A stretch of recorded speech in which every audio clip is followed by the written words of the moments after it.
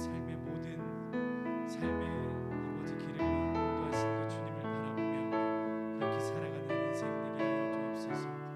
언제나 십자가를 가슴에 새기며 살아가는 인생 되게 하옵소서. 이 시간도 세우신 주의 종을 통하여 하나님의 말씀이 선포되어질 때에 그 말씀 가운데 성령님의 음성이 들려지게 하시고 그 말씀 가운데 우리의 삶의 치유가 일어나는 시간 되게 하옵시고 우리의 삶의 모든 무너진 것들이 회복되어지는 역사가 있는 예배가 되게 하옵소서. 말씀이 되게 하옵소서. 그렇게 주님께 이 시간 우리를 드립니다.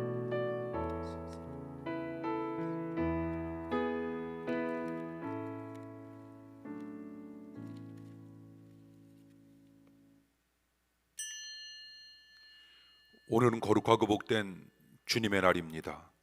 살아계신 하나님께 예배 드리겠습니다.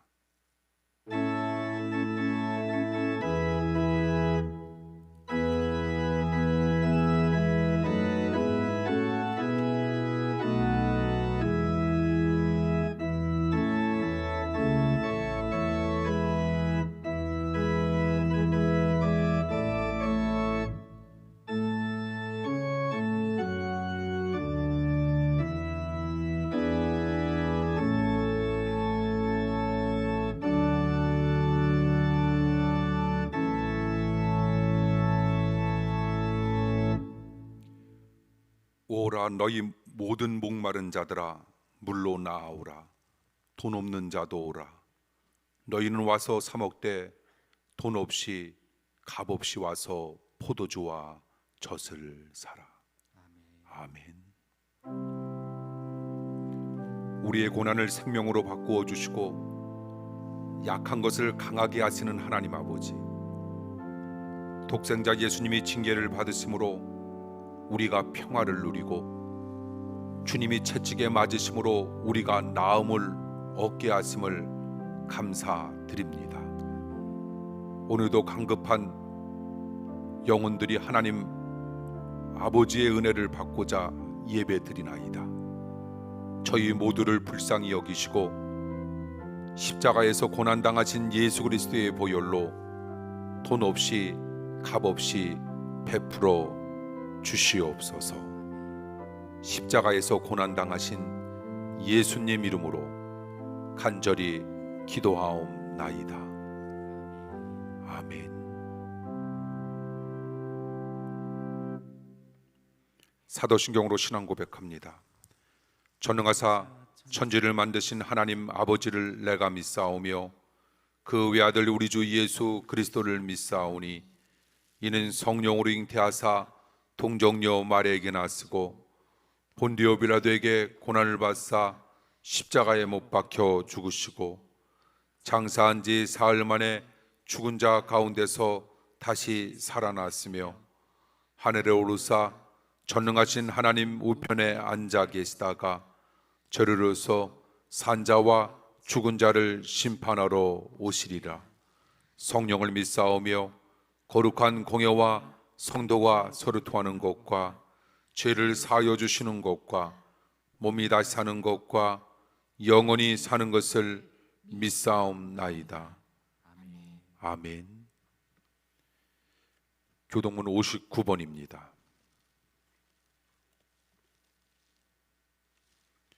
교동문 59번 고난주간 첫 번째 말씀 교독합니다.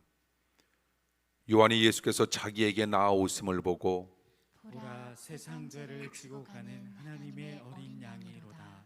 그날의 죄와 더러움을 씻는 셈이 다윗의 족속과 예루살렘 거민을 위하여 열리리라.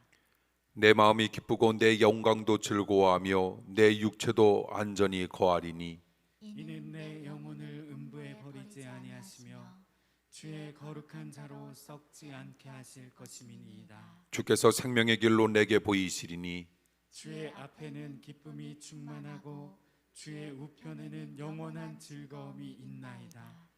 죽임을 당하신 어린 양이 능력과 부와 지혜와 힘과 존귀와 영광과 찬송을 받으시기에 합당하도다. 아멘. 송영 1장입니다.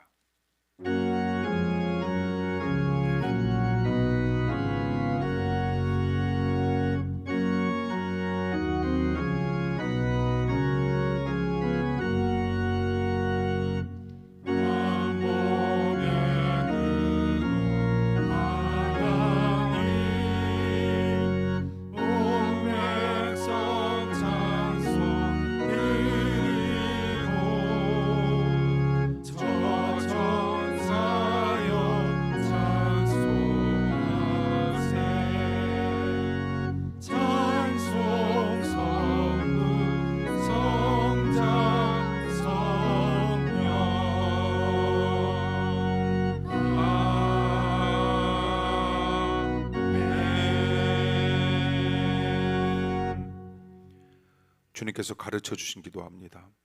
하늘에 계신 우리 아버지여, 이름이 거룩히 여김을 받으시오며 나라의 임하옵시며 뜻이 하늘에서 이룬 것 같이 땅에서도 이루어지이다.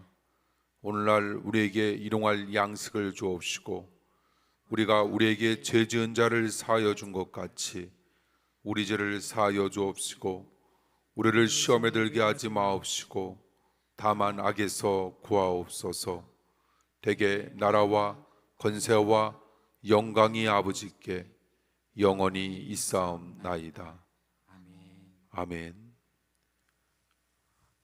오늘 거룩한 주일 종료주일을 맞이해서 전성일 목사님께서 우리를 대표해서 하나님께 기도하시겠습니다. 하나님 아버지, 우리에게 영원한 생명을 주시기 위해 고난당하고 부활하신 예수님의 십자가 사랑에 감사와 찬양을 드립니다. 고난주일인 오늘 예수님 당하신 고난의 참뜻을 더욱 묵상하길 원합니다. 코로나19가 일상 깊숙이 들어와 좁아진 일상을 보낸 지 오래되었습니다. 단절된 일상과 소외감, 그리고 불확실한 하루하루를 무기력한 삶을 살아가고 있습니다. 그러나 이 가운데서 당연했던 모든 것들이 소중했음을 깨닫게 하시고 우리의 좁아진 반경이 예수님으로 더욱 확장되는 삶을 살아가게 하옵소서. 우리의 믿음이 더욱 단단하고 견고해지게 하옵소서.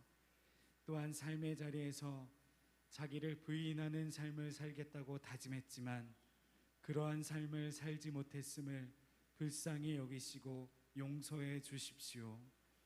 가정에서 삶의 일터에서 말씀대로가 아니라 세상의 가치와 방법으로 결정하고 행하였습니다.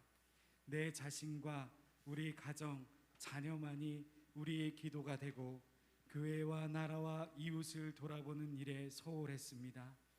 이처럼 연약함을 자복하며 주님 앞으로 나아갈 때에 세상의 빛으로 소금으로 우리를 불러주신 것처럼 세상 속에서 구별되고 선한 영향력을 발휘할 수 있는 은혜를 부어 주시옵소서. 마음과 정성을 다하여 가정과 일터와 나라를 새롭게 하는 일꾼으로 우리를 사용하여 주시옵소서. 정치가들에게 선한 양심을 주시옵고 국민을 위한 정치를 할 수 있도록 주님 붙들어 주시옵소서. 각자의 자리에서 최선을 다해 주어진 소명대로 자신을 태워 세상의 빛이 되게 하시고 나라와 민족이 굳건하게 날마다 흥왕하여지는 은혜가 있게 하여 주옵소서. 오늘도 주의 종을 단위에 세워주셨으니 하나님의 말씀을 대언하실 때에 준엄한 하나님의 음성이 들리는 선포가 되게 하옵소서. 헛된 걸음으로 희청이는 심령에게 좌표가 되게 하시고 가난한 심령에게 풍요가 되게 하시고 관계의 어려움에 있는 인생의 연합이 되게 하시고 의심하는 자에게 확신이 되게 하시고 무너진 마음이 재건되게 하시고 인생의 밤을 지나고 있는 심령에게 새벽이 되게 하옵소서. 새벽을 기다리는 파수꾼의 간절함으로 말씀을 듣게 하옵소서. 듣는 것에 끝나지 않고 실제적으로 삶을 이끄는 능력이 되게 하옵소서. 우리의 인생을 이끄시는 주님, 살아가며 맞닥뜨리는 모든 순간이 신묘막측한 하나님의 은혜를 확인하는 순간이 되게 하옵소서. 확인할 길이 없는 퍼즐과 같은 인생 가운데에 마음과 정성을 다해 주님 그려가시는 지도 위에서 충만하게 누리는 우리가 되게 하옵소서. 당장은 눈에 보이지 않더라도 알파와 오메가 되시는 하나님의 손길을 믿음 안에서 목도하게 해 주십시오.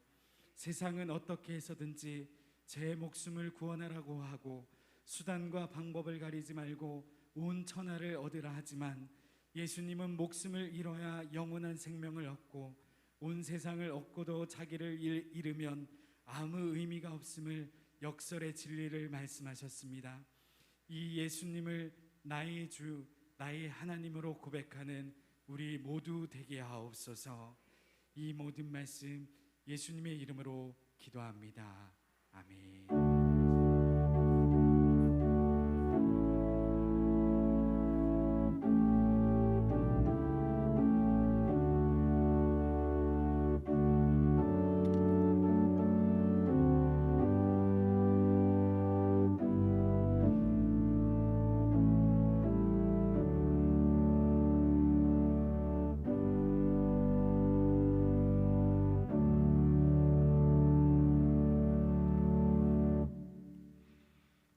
기도 감사합니다. 하나님의 말씀 보시겠습니다. 하나님의 말씀은 누가복음 19장 41절에서 48절에 있는 말씀 교독을 읽도록 합니다.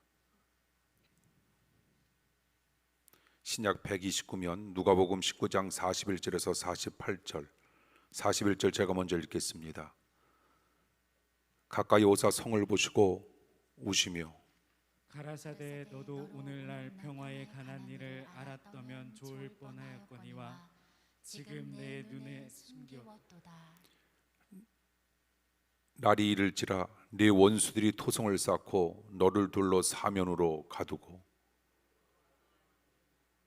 가운데 있는 네 자식들을 땅에 메어치며 돌 하나도 돌 위에 남기지 아니하리니 이는 권고받는 나를 내가 알지 못함을 인함이니라 하시니라. 성전에 들어가서 장사하는 자들을 내어 쫓으시며 저희에게 이르시되 기록된 바 내 집은 기도하는 집이 되리라 하였거늘 너희는 강도의 구려를 만들었도다 하시느니라. 예수께서 날마다 성전에서 가르치시니 대제사장들과 서기관들과 백성의 두목들이 그를 죽이려고 꾀하되 백성이 다 그에게 귀를 기울여 들으므로 어찌할 방침을 찾지 못하였더라.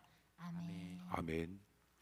우리 말씀 듣기 전에 오늘 특별 찬양으로 우리 피아노의 송수민, 우리 바이올린의 개원여고 3학년 우리 김가온과 선화예고 1학년 성윤주 꼬마 숙녀들이 특별 찬양으로 주님께 영광 돌리겠습니다. 우리 깊은 우리 위로 응원의 박수 부탁드립니다.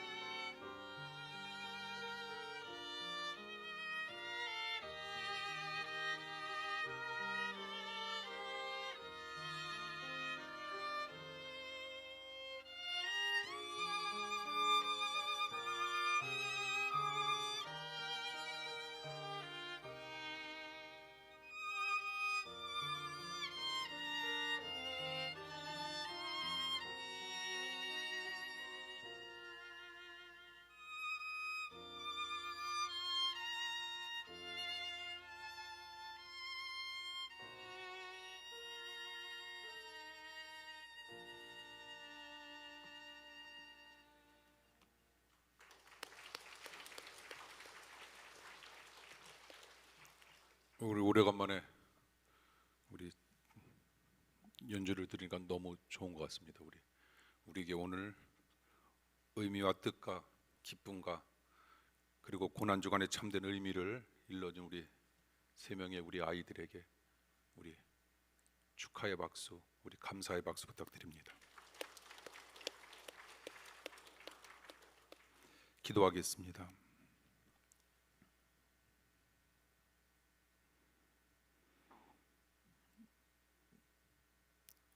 고난 주간 맞이함으로 종려 주일을 보내므로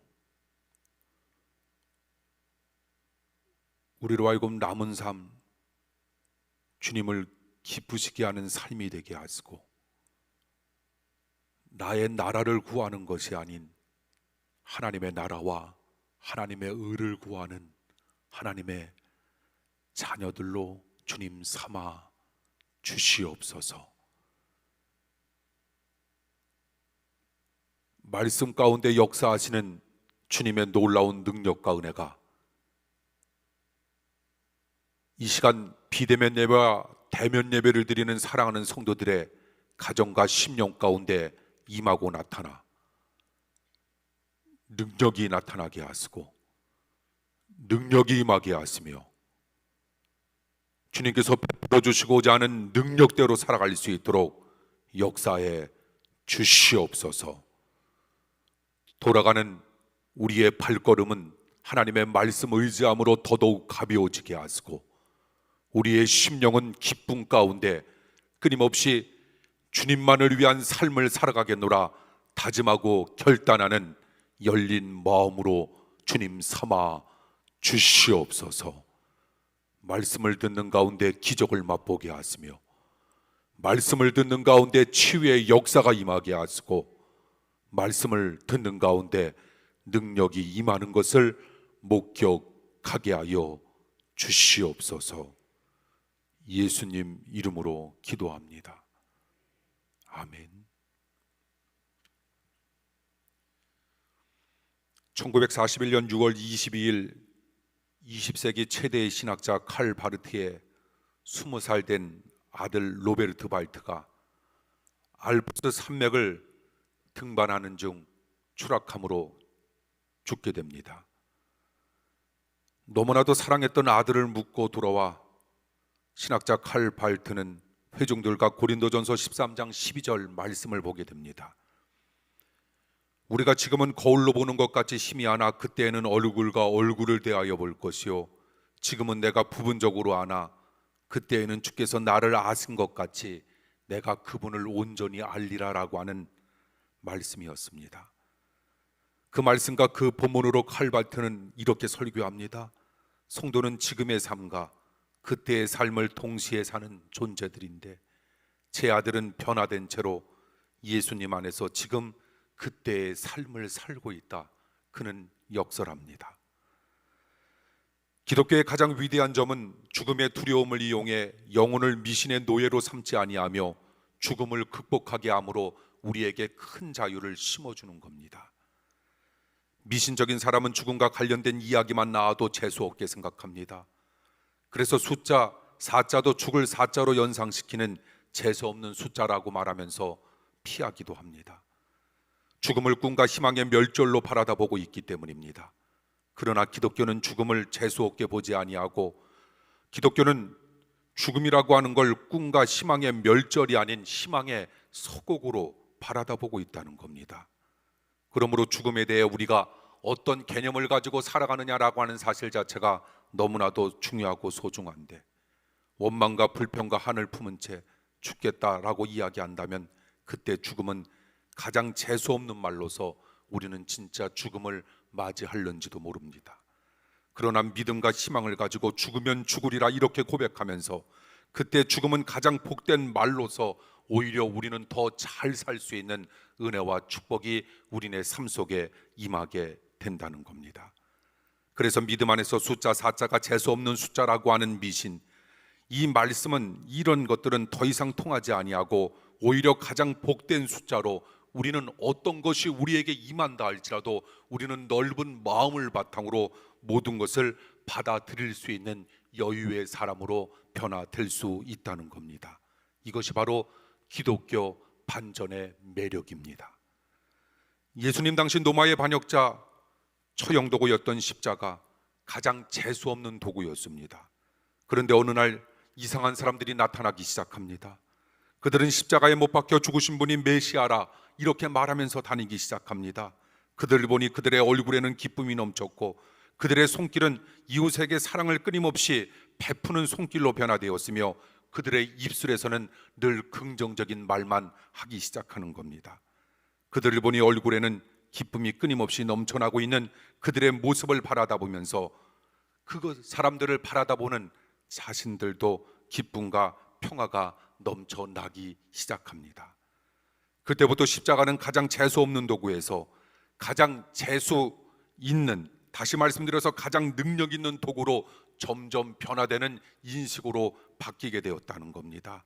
이건 역시도 기독교 반전의 매력입니다. 기독교가 죽음 자체를 칭송하지는 않습니다. 바른 믿음과 개념이 없는 죽음은 가장 불행한 것이라는 점, 이 점은 기독교도 동의합니다. 그러나 바른 믿음과 개념을 가진 죽음은 결코 불행으로 여기지 아니한다는 겁니다.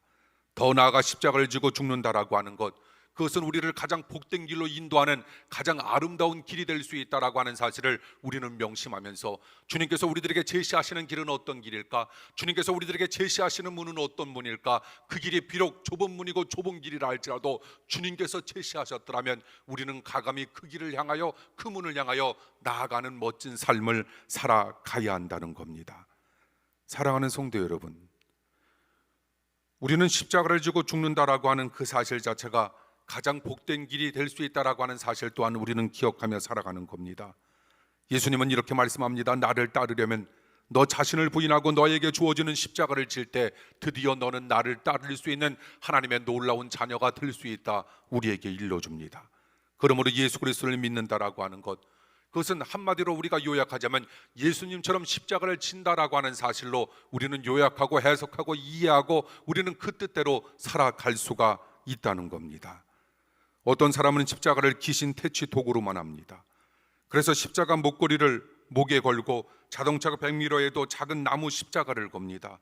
그러나 자동차 사고를 막아주는 것은 십자가가 아니라 교통 법규를 잘 지키고 가속하지 아니하는 태도, 이것이 바로 교통사고를 막아준다는 겁니다.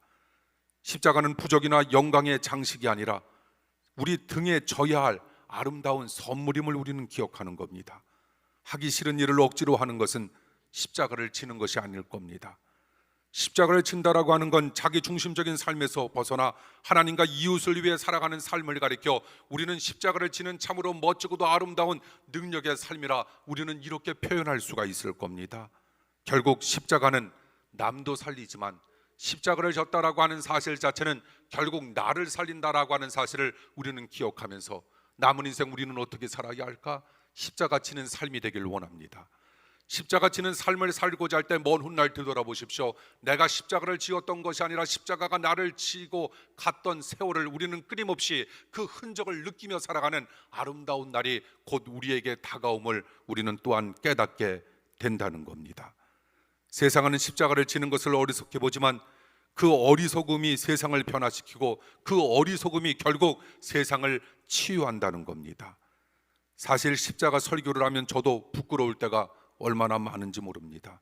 십자가는 설교하는 것이 아니라 십자가는 지는 것이기 때문입니다. 그래도 하지 아니할 수 없기에 이 시간 도전의 말씀을 사랑하는 성도님들과 함께 더불어 나누고자 합니다. 먼저 우리가 십자가 지는 마음으로 용서해주고 십자가 지는 마음으로 이해해주고 십자가 지는 마음으로 우리는 높여주며 십자가 지는 마음으로 우리는 손해도 감수해야 할 겁니다. 그러면 눈물을 흘리셨던 예수님이 그 십자가의 눈물을 반드시 기억해 주시는 축복이 우리네 삶 속에 임할 줄 믿습니다. 오늘 본문, 예수님께서 십자가를 지기 며칠 전의 이야기를 담고 있기에 분위기가 매우 어둡습니다. 본문에는 예수님이 우시는 장면도 나오고 분노하며 성전을 청소하는 장면도 끊임없이 등장하고 있습니다. 당시 유대인들이 주님 마음을 그만큼 아프게 했다라고 하는 뜻입니다.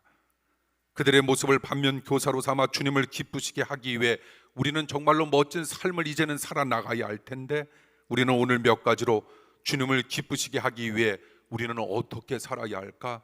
우리는 첫 번째, 의로운 눈물을 우리는 마음껏 흘려야 합니다. 오늘 보면 41절에 보십시오. 가까이 오사 성을 보시고 오셨다라고 하는 말씀, 예수님이 예루살렘 성에 가까이 오셔서 성을 보시고 오셨다라고 하는 말씀은 복음서에서 누가복음에만 등장하고 있는데 성경에는 몇 번 예수님께서 우셨다라고 하는 내용이 담겨져 있습니다. 요한복음 11장 35절, 나사로의 죽음으로 예수님이 오셨다라고 하는 말씀이 나오고, 히브리서 5장 7절에 보니 예수님이 심한 통곡과 눈물로 기도했다라고 하는 말씀도 기록되어져 있습니다. 이 말씀 모두가 다 예수 그리스도의 인성을 우리들에게 잘 표현해 주고 있는 말씀인데, 특히 군중들이 열광적인 환호와 찬양 후에 그 여운이 채 가시기도 전에 예수님이 오셨다라고 하는 건 우리들에게 커다란 의미심장한 교훈을 남겨주고 있는데, 예수님은 그때 이미 예루살렘의 미래와 유대인들의 미래를 보고 안타까운 눈물을 흘리고 계셨다는 겁니다. 그 눈물은, 그래서 우리는 그 눈물을 사랑의 눈물이라 이렇게 말하지 않습니까? 그러므로 성도는 눈물을 부끄러워하지 말아야 합니다. 우리는 눈물을 품을 줄도 알아야 합니다. 눈물을 품을 수 있는 사람은 희망을 품을 수 있는 은혜의 사람으로 변화될 수 있다라고 하는 겁니다. 하나님 앞에 날마다 쉬지 말고 끊임없이 간절한 마음으로 간구하고 기도하길 원합니다. 그때 주님께서 우리의 마음을 만지실 겁니다. 우리의 가슴을 만지실 겁니다. 그래서 우리의 눈에서는 하염없는 눈물이 흐르게 될 겁니다. 남이 아닌 나의 문제였음을 우리는 드디어 발견하게 될 겁니다. 그럴 때 주님께서 우리들에게 베풀어 주시고자 하는 놀라운 은혜의 눈물을 바탕으로 우리는 끊임없이 사랑을 실천하면서 우리에게 주어지는 인생을 한 걸음 한 걸음 사랑하는 사람들과 함께 더불어 나아가야 할 줄 믿습니다. 이처럼 사람에게는 고난의 밤이 참 없었으면 좋을 터인데, 우리에게 고난의 밤이라고 하는 건 왜 이리 또 빨리 다가오고 끊임없이 존재하는지 모릅니다. 그런데 사람에게는 고난의 밤이 있어야 사람은 더 사람답게 될 수 있고 성도는 더 성도답게 될 수 있기에 하나님께서 우리들에게 고난의 밤을 허락해 주시는 겁니다. 고난의 밤이라고 하는 주님의 놀라운 선물, 이 선물 없이 그냥 만사 형통이라고 하는 것, 이것은 오히려 우리의 시야를 어둡게 만들 겁니다. 그리고 영적 감각도 무디게 만들고 우리를 교만하게 만들지만, 이 고난의 밤이라고 하는 고난은 우리의 시야를 아주 밝게 만들 겁니다. 그리고 무엇이 사단의 역사이고 무엇이 주님의 역사인가, 성령의 역사인가라고 하는 것을 분별할 수 있는 영적 능력도 주님께서 부족한 우리들에게 허락해 주실 겁니다. 그리고 영적 감각을 예리하게 만들며 우리를 겸손하게 만들어 준다는 겁니다. 우리는 그 사실을 깨닫고 고난 가운데 웃을 줄 아는 복된 성도가 된다면 조만간 우리 사랑하는 성도님들의 삶 속에 진짜 복이 찾아오리라 믿습니다. 웃음이라고 하는 것도 좋은 것이지만 눈물이라고 하는 것도 좋은 겁니다. 웃음도 치유의 능력을 주지만 눈물도 치유의 능력을 줍니다. 눈물은 영혼의 메마름도 막아주고 노화도 막아준다라고 하는 그런 결과가 있지 않습니까? 어릴수록 눈물이 많다라고 하는 것, 이 말은 눈물이 많이 흘릴수록 우리들이 젊어진다라고 하는 그런 뜻도 되는 겁니다. 사람 말이 뚜렷한 언어를 하기에 언어는 인간 최대의 능력이고 언어는 하나님 최대의 선물이듯, 이처럼 사람만이 뚜렷한 눈물을 흘릴 줄 알기에 눈물도 인간 최대의 능력이고 하나님 최대의 선물임을 우리는 알고 있는데, 그러므로 사랑하는 성도 여러분, 특별히 우리가 하나님 앞에 간절한 마음으로 무릎 꿇고 하나님 앞에 간절한 마음으로 드리는 우리의 눈물 섞인 기도를 절대로 부끄럽게 여기지 말자는 겁니다.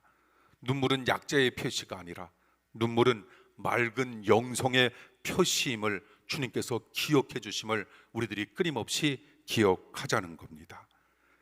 구약시대의 요셉은 오랜만에 친동생 베냐민을 만나고 격한 감정으로 크게 울면서 지난 세월의 아픔과 상처를 씻었습니다.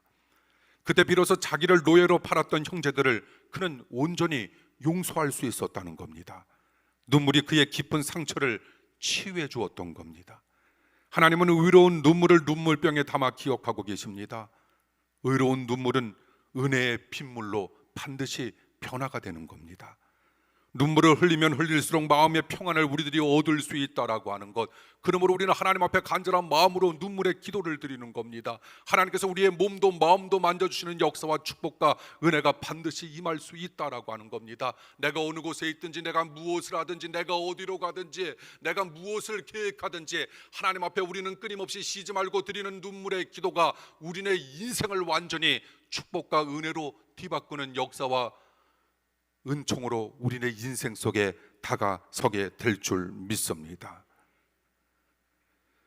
눈물을 흘리는 자, 주님께서 함께 하실 것을 성경은 끊임없이 약속하고 있는데, 그처럼 눈물을 우리는 부끄러워하지 말고 눈물을 흘린 후에 눈물을 닦고 찬란한 비전을 향해 우리가 나아갈 수만 있다면 눈물을 흘리셨던 주님께서 웃으시면서 우리를 기쁘게 맞아 주신다는 겁니다. 우리는 주님을 기쁘시게 하기 위해서 오늘 본문을 바탕으로 주님께서 우리들에게 주시고자 하는 두 번째 말씀이 있습니다. 우리는 평화의 초석이 되어야 합니다. 왜 예수님께서 오셨습니까? 오늘 보면 42절 말씀에 보니 이르시되 너도 오늘 평화에 관한 일을 알았더라면 좋을 뻔하였거니와 지금 내 눈에 숨겨졌다. 이 구절에서 너는 예루살렘을 비유한 표현이지만 크게 본다면 이스라엘 백성들을 뜻하는 것이고, 더 크게 본다면 인류 전체를 표현하고 있는 겁니다. 예수님은 오시면서 불쌍한 인생들이 평화에 관한 일을 알기를 원했다라고 하는 것, 그 말은 예수님이 이 땅에 이루어지기를 원하는 가장 원하시는 것이 있는데 그것이 무엇인가? 그것은 바로 평화였다는 겁니다. 음악에서 높이가 다른 두 음표를 부드럽게 이어주는 표시 레가토처럼 성도는 나뉜 마음들을 부드럽게 잘 이어주는 복된 레가토들이 되어야 한다는 겁니다. 지금 우리들의 마음은 많이 나뉘어져 있습니다.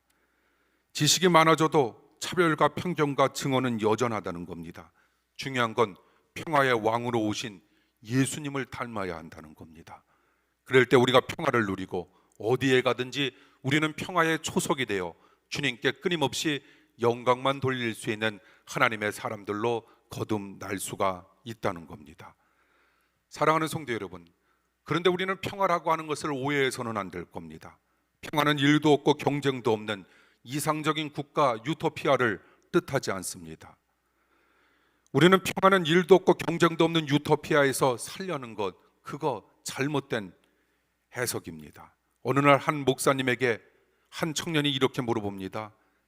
제가 편하게 잘 살 수 있는 길을 알려달라고. 그 목사님이 그 청년에게 이렇게 말합니다. 편하게 잘 살 수 있는 한 가지 방법이 있는데 그것은 무덤에 가면 된다고. 죽으면 우리에게 아무런 고민도 걱정도 염려도 없는 것들이 현실로 나타나게 된다라고 하는 겁니다. 이 세상에는 다 경쟁이 있기에 힘을 쏟지 않고 잘 사는 길은 없다 말씀해 주었습니다. 다윗은 양을 칠 때 돌팔매로 곰과 맹수를 물리치면서 상당한 돌 잘 던지는 실력을 갖춘 사람이었습니다. 결국 그 실력으로 거인 골리앗과 싸워 이깁니다. 다윗이 골리앗을 물리쳤다라고 하는 건 우연한 기적의 산물이 아닌 평소 실력의 산물이었습니다. 나중에 다윗은 왕이 된 후에도 많은 대적들과 싸웠고, 그리고 아들 압살롬의 반역도 겪었습니다. 다윗이 복된 존재였지만 그는 평생 분투하며 살았다라고 하는 겁니다. 이처럼 하나님의 은혜 속에 우리가 산다 할지라도 우리 사랑하는 성도님들의 인생 속에 이상적인 국가, 아무리 우리가 하나님의 은혜 속에 살아도 이상적인 국가, 유토피아는 없습니다. 우리는 싸움과 경쟁이 계속된다라고 하는 겁니다. 그런 말이 있지 않습니까? 우리가 이 땅을 살아가면서 우리들이 맞이하고 있는 고민이라고 하는 것, 고난이라고 하는 것, 그것은 좀 더 우리가 바꾸어 생각하자면 이건 산자만이 느낄 수 있는 특권이라고. 아까도 이야기했지만 죽은 자에게는 고민이 없다라고 하는 겁니다. 고난이 없다라고 하는 겁니다. 그러나 우리가 죽기를 바라지는 아니한다라고 하는 겁니다. 내가 살았다라고 하는 것, 그것은 결국 고민이 있다라고 하는 것, 나에게 고난이 있다라고 하는 것, 내가 살아있으니 그것도 내가 여유로운 마음으로 내가 받아들여. 나는 다만 하나님의 은혜 속에 내가 존재하기만 한다면 그 은혜 안에서 고민도 고난도 축복과 은혜로 반드시 변화 되리라 믿습니다. 또한 우리는 자기 안에서의 내적인 싸움도 끊임없이 계속될 겁니다. 그처럼 삶 자체가 생존 경쟁이고 히브리서 11장 1절에 보니 생존 경주라 이렇게 표현하고 있는데, 그런 경쟁에서 밀리고 패배하는 것을 우리는 평화를 추구하는 삶으로 생각하거나 여겨서는 안 될 겁니다. 또한 거대한 경제 전쟁에서 물질을 다 빼앗기고 빈털터리가 되어 음지에서 조용히 눈물을 흘리는 것도 평화를 추구하는 삶으로 우리는 오해해서도 안 된다는 겁니다. 1등에 목을 매지는 말되 1등을 정죄하거나 냉소해서도 안 됩니다. 경쟁에서 이기려고 목을 매지는 말되 열심히 땀을 흘려 앞선 삶을 살아가는 사람들을 우리는 최대한 존중해 주어야 한다는 겁니다. 자존심과 열등감과 질투와 집착 때문에 1등을 추구하는 것은 나쁘지만 정당한 땀과 지혜와 창조성으로 평안 가운데 최선을 다하다가 1등이 되었다라고 하는 것, 이것은 결코 나쁜 것이 아닙니다. 소극적인 평화가 아닌 적극적인 평화를 끊임없이 하나님 앞에 간구하고 추구하기를 원합니다. 고난의 풍파 가운데 흔들리지 아니하는 평화를 추구하고 인생 경쟁에서 바르게 승리한 후 우리는 잘 나누는 평화의 삶을 살아갈 수 있다면 하나님께서는 그런 사람들을 눈여겨보실 겁니다. 마음껏 축복해 주실 겁니다. 그 대상자가 바로 우리가 되길 원합니다. 주님은 그런 적극적인 평화를 더욱 기뻐하신다라고 하는 사실을 우리는 기억하면서 남은 인생 우리는 어떻게 살아야 할까? 주님만 기쁘시게 하면서 우리에게 주어지는 인생을 은혜와 믿음으로 살아가야 할 줄 믿습니다.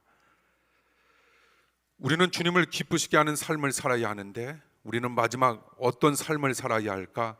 우리는 십자가 지는 삶을 살아야 합니다. 성전을 강도의 소굴이라고 선언한 후 예수님의 선언은 당시 기득권을 가진 종교 지도자들의 권위에 대한 정면 도전이었습니다.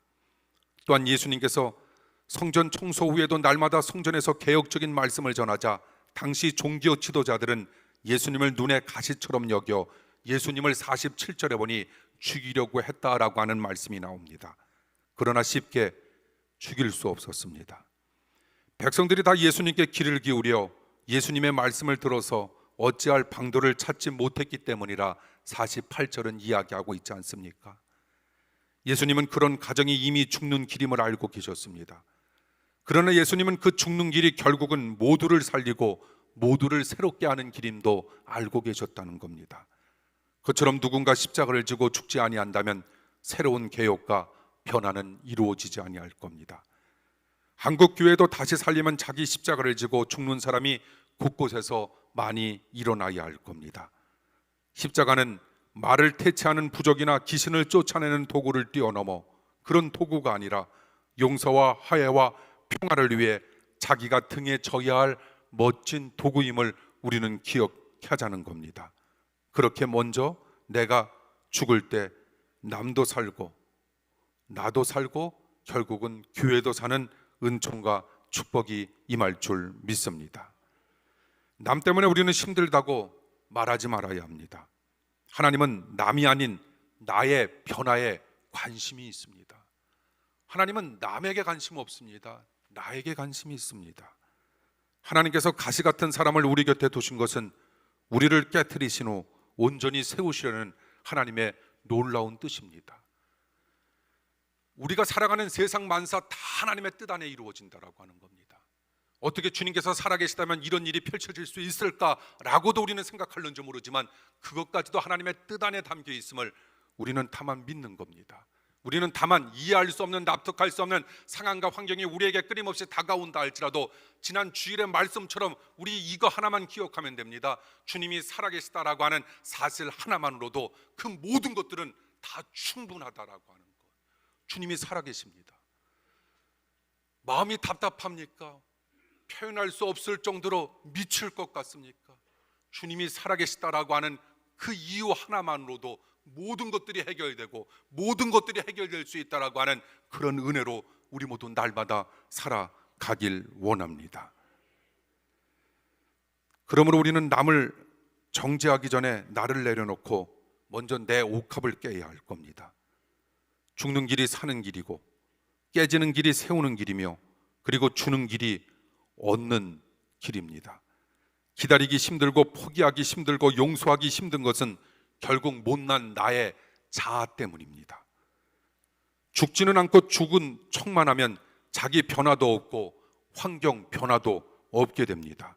결국 잘 죽어야 변화가 나타나고 임할 수 있다는 겁니다. 교회도 마찬가지입니다. 잘 죽어야 합니다.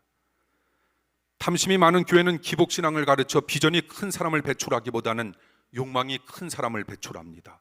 그러면 진짜 큰 인물은 나오지 않습니다. 기복신앙을 가지면 의식 수준과 신앙 수준이 낮아지게 됩니다. 그리고 사랑의 범위도 좁아집니다. 기껏해야 나에게로 모든 생각과 관심이 집중된다라고 하는 겁니다.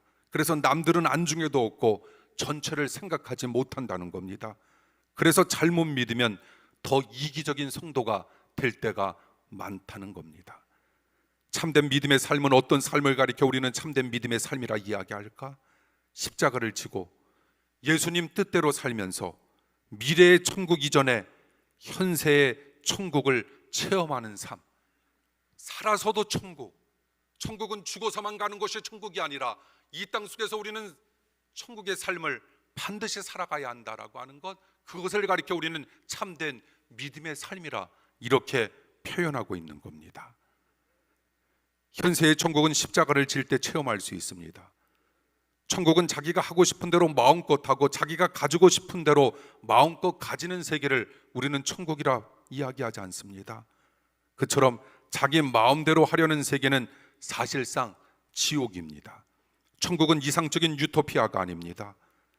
천국은 뿌린 대로 거두는 것이지 뿌리지 않고 거두려는 것이 절대로 아님을 우리는 기억해야 한다는 겁니다. 예수 믿고 인물이 되는 꿈과 비전을 끊임없이 격려하고 도전합시다. 그런 인물이 되기 위하여 우리는 십자가를 기쁘게 질 줄 아는 믿음의 헌신도 있어야 할 줄 믿습니다.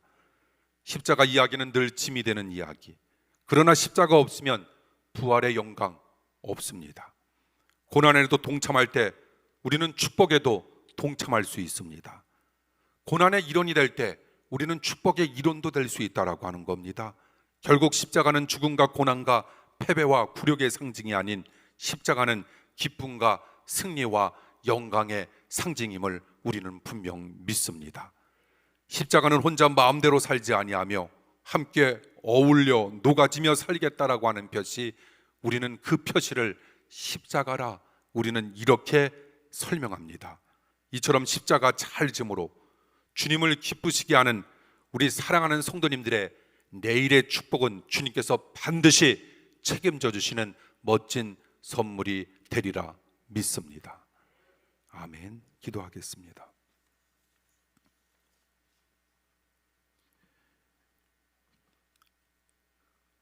주님께서 우리들에게 허락해 주셨던 선물 기억하게 하사 남은 삶이 주님을 기쁘시게 하는 삶임을 깨닫게 하시고 그 선물은 십자가였음을 깨닫게 하여 주시옵소서. 의로운 눈물을 흘리게 하시고 평화의 초석이 되게 하시며 성도는 성도답게 교회는 교회답게 만들어지게 하시고 십자가를 힘써짐으로 주님께 영광만 돌리게 하여 주시옵소서. 예수님 이름으로 간절히 기도하옵나이다. 아멘. 준비하신 예물 주님께 드립니다.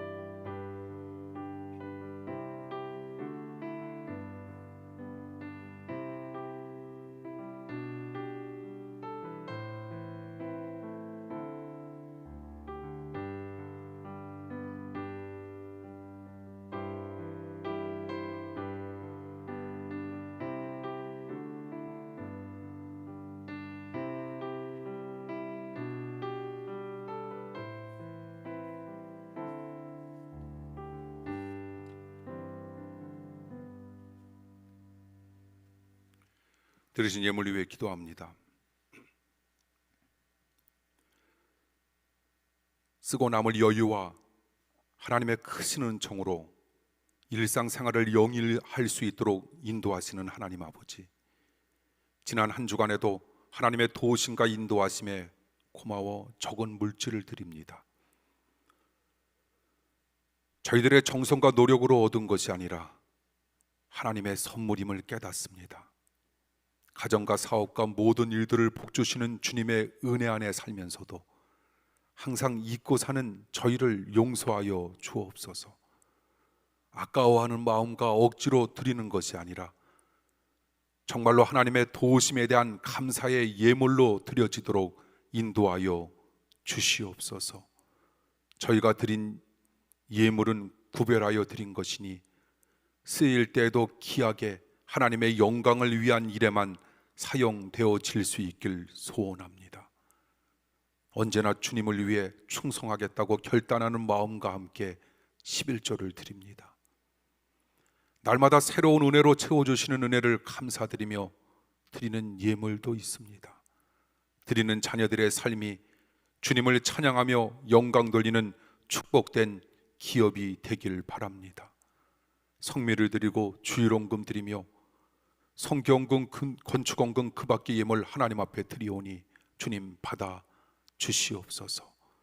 가정의 필요보다 주의 일을 우선하며 드리는 마음을 연락하여 주시고 열매가 담장을 넘는 축복으로 채워 주시옵소서. 몸으로 봉사하고 물질까지 아낌없이 드리는 자녀들이 드리는 예물도 있습니다. 안타까운 사연을 지닌 자녀들이 드린 예물도 있습니다. 탄식하는 가슴의 은총의 빛으로 치유하여 주시고 눈물 어린 기도에 응답하여 주시옵소서. 예수님 이름으로 간절히 기도하옵나이다. 아멘. 교회 소식 말씀드립니다. 오늘 대면 예배에 임하신 우리 사랑하는 성도님들, 그리고 비대면 예배에 임하신 분들, 우리 주변의 분들과 함께 더불어 우리 눈으로 우리 아주 반갑게 인사 나누도록 하죠. 오늘 종려주일 고난 주일 맞이해서 함께 주일 예배, 대면 예배, 비대면 예배에 임해 주신 우리 사랑하는 성도 여러분, 축복하고 환영하고 사랑합니다. 우리 사랑하는 성도님들의 삶 속에 주님의 크신 은총과 능력이 나타나길 원합니다. 오늘은 종려주일, 아무도 타보지 않은 새끼 나귀를 타고 오신 예수님의 예루살렘 입성은 십자가 죽음을 아시면서도 오르신 사랑의 걸음이셨습니다. 우리를 구원하시기 위하여 오신 예수님의 사랑을 깊이 묵상하시는 종려주일이자 고난주간의 시작으로 맞이하는 합정교회 성도님들 되시길 주님의 이름으로 기도드립니다. 주일날 10시 30분 예배와 주일 밤 7시 예배 자석수의 20% 이내로 대면 예배와 비대면 예배인 온라인 예배로 우리가 같이 진행하고 있습니다. 여러분들이 아시다시피 2주간 더 연장된 2단계 사회적 거리두기 방침에 따라서 여러분들이 잘 움직여 주시면 감사하겠고요. 우리 지역뿐만이 아니라 감염 소식이 이어지고 있으니 교회 안과 밖에서도 여러분들이 각별히 유의해 주시면 감사하겠습니다. 그리고 성도님들의 생업과 사업, 그리고 삶에 쓸 것을 채워주시는 은혜와 풍성함을 기도하겠습니다. 사랑하는 성도 여러분, 더더욱 힘내시길 바랍니다. 그리고 저희 교회 홈페이지 여러분 잘 여러분들께서 이용해 주시면 감사하겠습니다. 오늘 우리 새로 오신 분, 우리 강선미 지사님, 그럼 지난 주일에 같이 오셨던 분이세요? 예. 우리 고미 지사님, 맨디에서 우리 강선미 지사님께서 인도하셨습니다. 감사하고요. 우리 또 잠깐만 계시고, 우리 6층 유아실에는 우리 박태근 지사님과 최설원 지사님의 우리 둘째 아기 우리 지우가 예배에 오늘 처음 참석했습니다. 우리 축복합니다. 우리 환영성으로 우리 새로 오신 분들을 맞이하도록 합니다.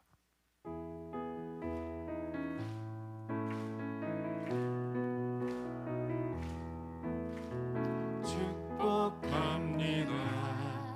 주님의 이름으로 축복합니다.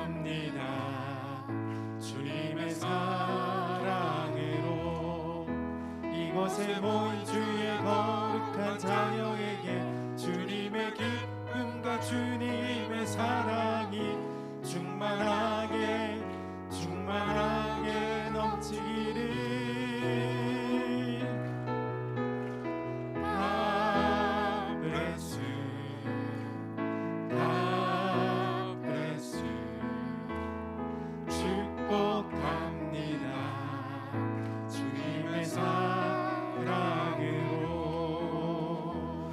예, 감사합니다. 우리 예배 마친 뒤에 우리 인도해 주신 우리 강선미 지사님과 함께 4층 새신자실로 잠깐만 내려와 주시면 저랑 잠깐 만남의 시간을 갖도록 하겠습니다. 축복성도 1년 동안 안 했더니 우리들 실력이 줄었던 것 같고요. 예. 그래도 꽃꽂이 팀에서 장미꽃 몇 견쯤 준비해 주셔야 되겠는데. 예. 꽃꽂이 얘기가 나와서 그런데요. 오늘 꽃꽂이 우리 고난 주간 맞이해서 우리 꽃꽂이 위원들이 우리 이틀에 걸쳐서 오늘 이렇게 잘 보시면 솔방울 이렇게 십자가도 있고 고난 주간에 관한 의미를 담은 우리 꽃꽂이인데요. 특별히 이번 주간 꽃꽂이는 우리 장유희 권사님께서 팔순을 맞아서 팔순을 이렇게 기념하는 의미 속에서 우리 장유희 권사님께서 꽃꽂이를 하신 게 아니라 꽃꽂이를 이렇게 꽃꽂이원들이 하실 수 있도록 우리 비용을 팔순 기념으로 우리 장유희 권사님께서 하신 겁니다. 장유희 권사님 벌써 팔순이 되셨는데 교회를 주님의 몸된 전으로 여기시고 정말 지금도 마스크 쓰시면서 방역 수칙을 지키시면서 교회 곳곳을 닦고 쓸고 하시면서 지금도 섬겨주시는 정말 보배와 같은 귀한 권사님 기념으로 강단 꽃꽂이로 주님께 영광을 돌리셨습니다. 우리 권사님 잠깐만 자리에서 일어나 주시고요. 우리 권사님에게 우리 축하와 축복의 박수 부탁드립니다.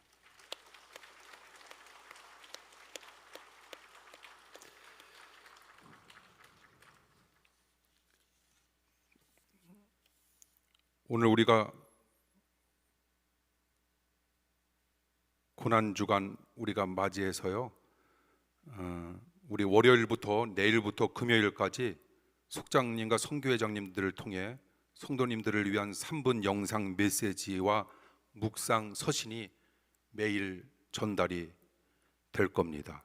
적극적으로 고난주간에 속장님과 성교회장님들을 통하여 어린아이로부터 부모님 그리고 작년 노년에 이르기까지 우리가 예수님을 더욱더 깊이 묵상하시어 죽기까지 우리를 사랑해 주신 주님 우리와 동행하심을 체험하는 그런 기간으로 여러분들이 삼기를 원하고요. 그래서 수요일과 금요일 수요 예배문과 금요 예배문은 이번에는 그 3분 영상 메시지와 묵상 서신으로 대신하려고 합니다. 여러분들이 그렇게 기억해 주셨으면 감사하겠고요.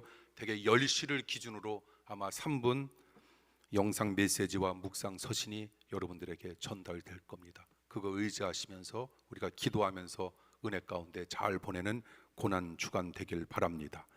우리 다음 주일 부활주일로 지키게 됩니다. 주님의 부활하심과 그리고 은혜를 감사하면서 자원하는 마음으로 정성을 다하여 준비하신 부활절 헌금 여러분들이 드리시길 바라고요. 부활절 감사 봉투는 안내석에 준비되어져 있습니다. 그리고 다음 주에는 지금 현재 세례자 명단 우리 유빈이와 지우 2명의 우리 아이들 세례하도록 하겠습니다. 10시 30분 예배 시간에 세례식이 다음 주에 거행이 될 겁니다. 그리고 오늘 전성일 목사님과 함께 더불어 예배 끝난 뒤 4층 세미나실에서 세례자 그 부모님들, 특히 아버님들이 교육 받도록 하겠습니다.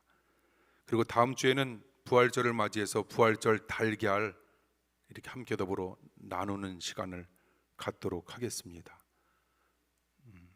우리 질병으로 인해 고통을 겪고 있는 우리 김성성 장로님을 비롯한 우리 사랑하는 성도님들의 건강 회복과 남은 삶이 은혜 가운데 잘 마무리되어질 수 있도록 여러분 기도해 주시기를 바라고요. 어려움을 겪고 있는 특별히 쌍용 자동차를 위해 여러분 기도해 주시기를 바라며, 군에서 나라를 지키고 있는 우리 사랑하는 아이들, 방역으로 헌신하는 의료진들을 위해서 여러분 더더욱 기도해 주시면 감사하겠습니다.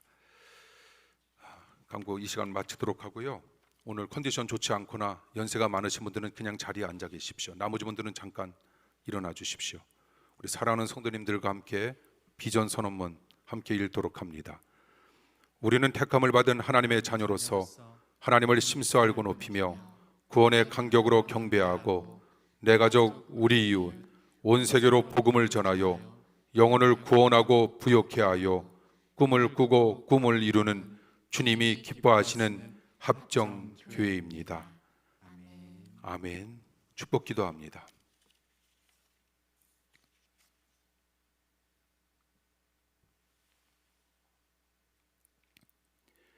지금은 저희들의 의가 되신 예수 그리스도의 은혜와 믿음을 가진 자들에게 의를 주시는 하나님 아버지의 사랑하심과 바른 믿음의 길로 인도하시는 성령님의 역사하심이 종료주의를 맞이하여 하나님의 바른 믿음의 도리 가운데 나아가기를 다짐하는 피로 값주고 사신 교회와 교회를 수종드는 사랑하는 주의 성도들과 가정과 사업 가운데 이제로부터 영원토록 함께 하시길 간절히 축원하옵나이다.